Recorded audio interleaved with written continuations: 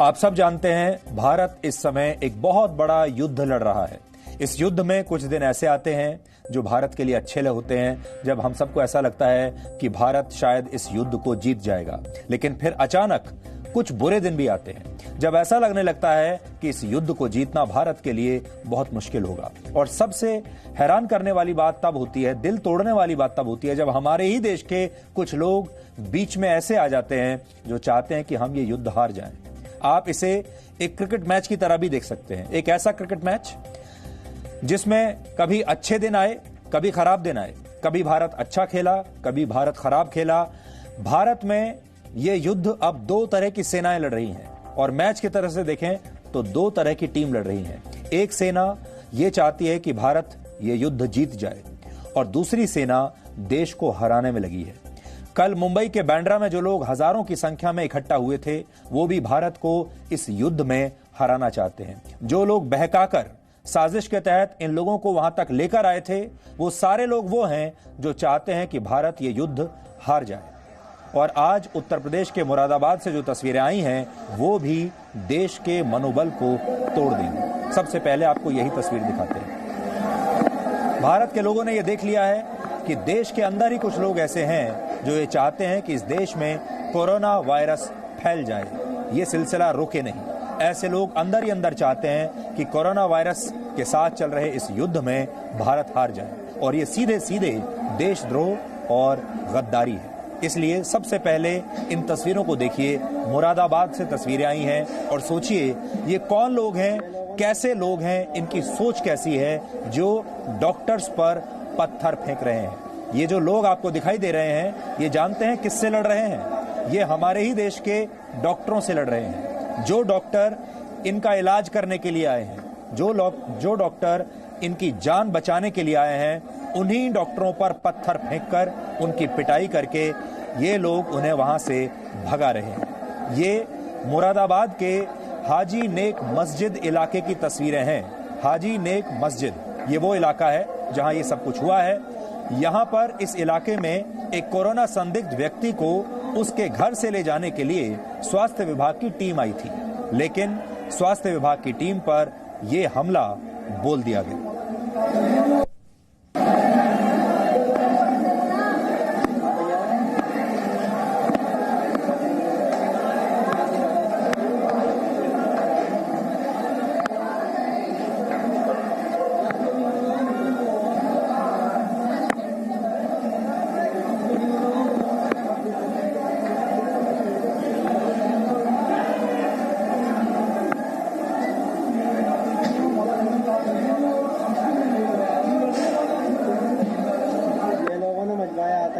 आपको याद होगा धारा 370 हटने से पहले जम्मू कश्मीर से भी आपको ऐसी ही तस्वीरें देखने को मिलती थी, जहां लोग आतंकवादियों का साथ देते थे और अपने ही देश की सेना पर और पुलिस पर इसी तरह पत्थर फेंकते थे।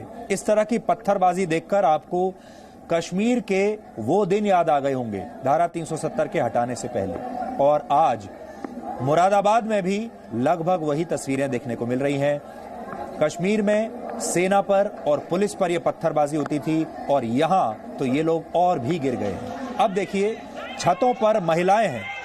इन तस्वीरों को आप देखिए, ये छतों पर महिलाएं हैं, इन्हीं लोगों के परिवार के सदस्य हैं, और महिलाएं छतों पर खड़े होकर डॉक्टरों के ऊपर पत्थर फेंक रही हैं, पत्थरबाजी कर रही हैं। ना सिर्फ महिलाएं, जो बच्चे हैं वो भी छतों पर खड़े होकर ऊपर से पत्थरबाजी कर रहे हैं। ये भी वही सिलसिला है जो आपको कश्मीर की याद दिला देगा। आपको याद होगा कश्मीर में भी जब पत्थरबाजी होती थी तो ये लोग महिलाओं के पीछे छुप जाते थे, महिलाओं से पत्थरबाजी करवाते थे और बच्चों से पत्थरबाजी करवाते थे। जो कश्मीर में हमने वर्षों तक देखा, वो आज मुरादाबाद में देखने को मिल रहा है। लेकिन दुख की बात यह है कि ये पत्थरबाजी किसी देश के दुश्मन के खिलाफ नहीं हो रही, किसी दुश्मन की सेना पर नहीं हो रही, अपने ही देश के डॉक्टरों पर हो रही है, अपने ही देश के स्वास्थ्य कर्मियों पर हो रही है, उन लोगों पर हो रही है जिनके लिए हम और आप अपनी अपनी बालकनीज में निकलकर, बाहर निकलकर हमने पूरे देश ने तालियां बजाई थी, जिनके लिए हमने थाली बजाई थी, जिन्हें हम कोरोना वॉरियर्स का नाम दे रहे हैं। और ये वो लोग हैं जो अपनी जान खतरे में डालकर हम सबकी जान बचा रहे हैं, लेकिन ये लोग मुरादाबाद के इस मोहल्ले के लोग उन्हीं लोगों की जान लेने पर तुले हुए हैं। जिन डॉक्टर्स को पीटा गया उनकी तस्वीरें देखकर आज आप सबको बहुत गुस्सा आएगा, बहुत क्रोध आएगा। जो डॉक्टर हमारे देश में भगवान का रूप माने जाते हैं, जो कोरोना वायरस से लड़ाई में हम सभी का जीवन बचाने में जुटे हुए हैं, अपने परिवारों को छोड़कर अपनी जान की परवाह किए बगैर उन्हीं डॉक्टरों के साथ इस तरह का व्यवहार हो रहा है। एम्बुलेंस के कर्मचारियों ने बताया कैसे इन लोगों ने डॉक्टर्स को घेर लिया था। बहुत मारा, वहाँ पे हमारे डॉक्टर लोगों को खूब मारा, वहाँ पकड़ के घेर लिया इन लोगों को। ठीक है, अब तो बड़ी मुश्किल से अपनी जान बचा के भागे हैं वहाँ से। ठीक है, ऐसी नौकरी हमें नहीं करनी है। हाँ सर, अतरपाल बोल रहा हूँ। वहाँ पे हमें कोई सुरक्षा नहीं दी गई, हमें पुलिस नहीं दी गई। 4 पुलिस वाले खड़े थे, सिर्फ कांस्टेबल वहाँ पे, और वहाँ पे हजारों की तादाद में पब्लिक थी। अब आप सोचिए इस देश में कैसे हालात आ गए हैं जब डॉक्टरों को बाहर निकलने से डर लग रहा है। जो स्वास्थ्य कर्मी हैं वो कह रहे हैं कि हमें सुरक्षा चाहिए। मुरादाबाद के जिस इलाके में मेडिकल टीम पर पथराव हुआ, उस इलाके के एक व्यक्ति की 2 दिन पहले अस्पताल में मौत हो गई थी। ये व्यक्ति कोरोना पॉजिटिव था। जब स्वास्थ्य विभाग ने इस व्यक्ति के परिवार और आसपास के 53 लोगों के सैंपल लिए तो उनमें से 17 लोग कोरोना पॉजिटिव पाए गए। ये जो तस्वीरें आप देख रहे हैं, ये उन्हीं डॉक्टर साहब की तस्वीरें हैं जो कि जान बचाने के लिए इस मोहल्ले में उन कोरोना पॉजिटिव मरीजों के बीच में गए थे। अपनी जान खतरे में डालकर, अपने परिवार की जान खतरे में डालकर इन लोगों की जान बचाने के लिए गए थे। और इस डॉक्टर के साथ मुरादाबाद के इस मोहल्ले के लोगों ने क्या किया, आप तस्वीरें देख सकते हैं। हमारे देश में डॉक्टरों को भगवान का रूप कहा जाता है, डॉक्टर साहब कहकर बुलाया जाता है, उनकी इज्जत की जाती है। और ऐसे समय में तो और भी ज्यादा उनका मान सम्मान होना चाहिए, क्योंकि ये डॉक्टर अपना सब कुछ छोड़कर हमारे देश के लोगों की जान बचाने में लगे हैं। लेकिन इनकी हालत देखिए, इस समय अस्पताल में भर्ती हैं क्योंकि इनकी पिटाई की गई है, इनके ऊपर पथराव किया गया है। सरकार जो मर गया कोरोना पॉजिटिव पेशेंट, उसके परिवार को मिला था फर्स्ट कॉन्टैक्ट जो था। उसके परिवार में उसकी पत्नी और बड़े बेटे को तो कर लिया गया था, लेकिन उसके 2 बेटे और उसी घर में उसका छोटा भाई इमरान रहता। पहली बार देखने को मिला कि भीड़ इकट्ठी होने लगी और ये चर्चा है कि कुछ नहीं करते, खाना नहीं देते हैं, पानी नहीं देते हैं, भूखा मार देते हैं और ऐसा करते हैं, जांच भी नहीं कर रहे हैं। और ये सब तो हम लोग समझा रहे थे पब्लिक को कि नहीं ऐसा कुछ नहीं है। आपको शायद हम लोगों ने बहुत सारी वीडियो देखे हैं, यूट्यूब पर बहुत आ रहा है कि कुछ खाने को नहीं देते हैं, मार देते हैं। नहीं, ऐसा कुछ नहीं हुआ। एक ही व्यक्ति मरा है, वो भी अस्पताल में मरा, और सरताज की तबीयत बहुत ज़्यादा खराब थी, तभी उसकी डेथ हुई। बस इतना ही हमने अभी बात कर ली थी। वो चारों लोग बैठ गए एम्बुलेंस में, हम चलने ही वाले थे। वो इतनी देर में वो सो गए कि मारो मारो मारो मारो। अब आप सोचिए, यहां पर आपके लिए यह समझना जरूरी है कि हमारे देश ने युद्ध तो बहुत लड़े हैं। इससे पहले जब युद्ध हुआ करते थे तो दुश्मन की सेना के साथ युद्ध हुआ करता था, और हमारे देश के सिपाही, हमारे देश के सैनिक हथियारों के साथ ये युद्ध लड़ा करते थे। लेकिन अब जो युद्ध हम लड़ रहे हैं, इसमें सेना की जरूरत नहीं है, हथियारों की जरूरत नहीं है, मिसाइल्स की जरूरत नहीं है। इसमें मिसाइल नहीं, मेडिसिन की जरूरत है। और इस बार ये युद्ध हमारे सैनिक नहीं बल्कि हमारे डॉक्टर लड़ रहे हैं। हमारी जो सेना है वो इस समय हमारे डॉक्टरों की सेना है, वो हमारे स्वास्थ्य कर्मियों की सेना है, जो लोग इस युद्ध को लड़ेंगे। और यही लोग हमें इस युद्ध में, इस वायरस के खिलाफ जिता सकते हैं, और कोई नहीं जिता सकता। तो अब जो बात कॉमन आपको दिखाई देगी वो ये है कि कश्मीर में जब हमारी सेना लड़ रही थी, यानी जो हमारे सैनिक लड़ रहे थे, तब ये लोग हमारे सैनिकों पर पत्थर बरसाते थे।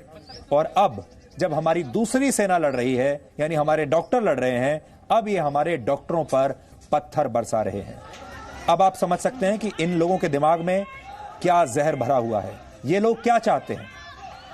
ये लोग चाहते हैं आतंकवाद के खिलाफ हम हार जाएं, पूरी कोशिश की इन्होंने। ये लोग चाहते हैं पाकिस्तान के साथ युद्ध में हम हार जाएं, पूरी कोशिश की। ये लोग चाहते हैं क्रिकेट के मैच में भी पाकिस्तान के खिलाफ भारत की हार हो।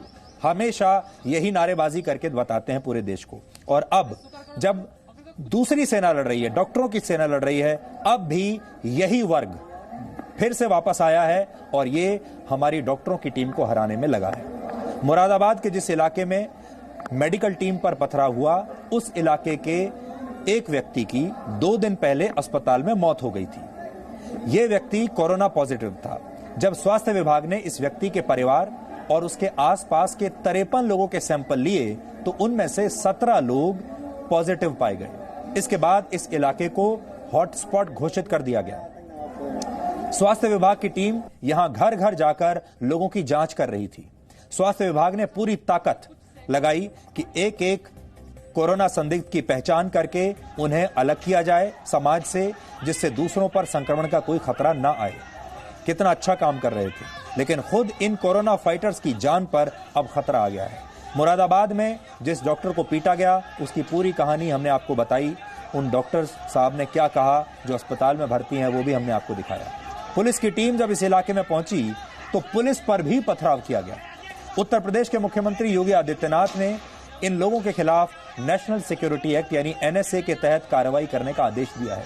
इसके अलावा इन लोगों पर एपिडेमिक डिजीजेज एक्ट और डिजास्टर मैनेजमेंट एक्ट की धाराओं के तहत भी कार्रवाई होगी।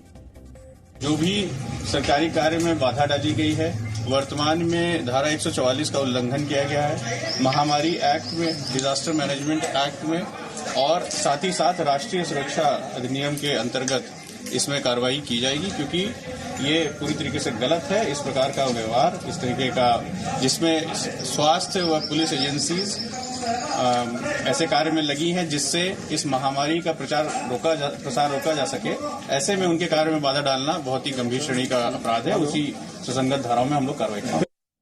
यहाँ एक और बात समझने वाली है और वो ये है कि इस तरह की जो भीड़ है ये अचानक नहीं जुटती। ये बड़ी सुनियोजित तरीके से इस भीड़ को जुटाया जाता है। इनके पास अचानक से इतने सारे पत्थर नहीं आते, पहले से तैयारी की जाती है। पहले से तैयारी की जाती है कि कौन लोग छतों पर जाकर पत्थरबाजी करेंगे, महिलाएं कहां से पत्थरबाजी करेंगी, उनके पास पत्थर कहां से आएंगे, बच्चे कहां से पत्थरबाजी करेंगे, ये पत्थर कहां से आएंगे।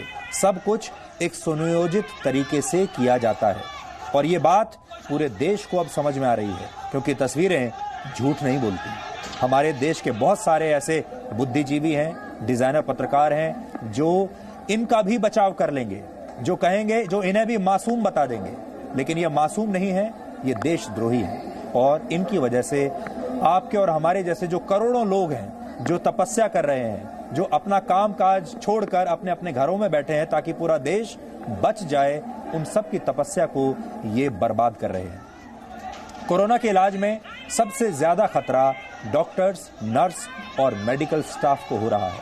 भारत में बहुत सारे डॉक्टर्स, नर्स और दूसरे स्वास्थ्य कर्मचारी कोरोना वायरस का इलाज करते करते खुद संक्रमण का शिकार हो गए हैं। कई लोगों की मौत भी हो चुकी है, लेकिन एक खास सोच वाले लोगों ने इन्हीं लोगों पर हमले करने शुरू कर दिए हैं।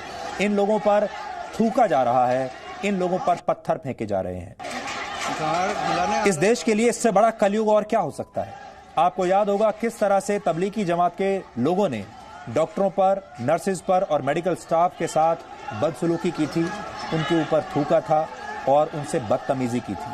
आपको इंदौर की वो घटना भी याद होगी जहां मेडिकल टीम गई थी और ऐसे ही मेडिकल टीम पर हमला कर दिया गया था। ये तस्वीरें भी आप देख लीजिए, ये इंदौर की है और ये वही इंदौर है जो अब इस देश में सबसे बड़े हॉटस्पॉट्स में है। इन लोगों की वजह से इन लोगों ने इंदौर को एक बहुत बड़ा हॉटस्पॉट बना दिया है। अब इंदौर के जितने भी लोग वहां रहते हैं, इन कुछ मुट्ठी भर लोगों की वजह से उनकी जान भी खतरे में आ गई है। तो क्या मुरादाबाद और क्या इंदौर। और अब हम छत्तीसगढ़ के रायपुर की एक तस्वीर आपको दिखाना चाहते हैं। रायपुर में all India institute of medical sciences यानी एम्स का नर्सिंग स्टाफ 3 महीने की एक बच्ची की देखभाल कर रहा है। इस बच्ची की मां कोरोना पॉजिटिव पाई गई है, जिसकी वजह से ये बच्ची अपनी मां के पास नहीं रह सकती। अब बच्ची का पूरा ख्याल रायपुर एम्स का मेडिकल स्टाफ और वहां की नर्स रख रही हैं। ये तस्वीर कितनी उम्मीद देती है, कितनी सकारात्मकता लाती है। अब आप इस सोच और मुरादाबाद वाली सोच की तुलना कीजिए और सोचिए जो लोग जीवन बचा रहे हैं उन पर हमारे ही देश के कुछ लोग पत्थर फेंक रहे हैं, उनकी जान लेने पर आमादा है। मानवता की इससे बड़ी तस्वीर और आज क्या हो सकती है।